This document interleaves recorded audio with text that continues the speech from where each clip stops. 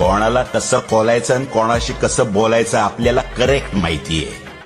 शांत असताना निरीक्षण आणि योग्य वेळी कार्यक्रम हे टायगर भाऊची कला आहे.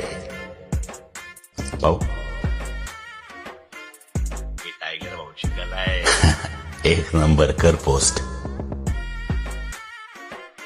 हे दाजीला लस्सी दे ना, थंडरा म्हणाव. पण भाऊ तो अण्णा त्याला करायला सांगतोय सगळं. अरे बाटलीने दूध पितो का, तुझा पाव नाही म्हणून. आता जर का आपल्या टप्प्यात आला ना तर रिप्लाय कन्फर्म.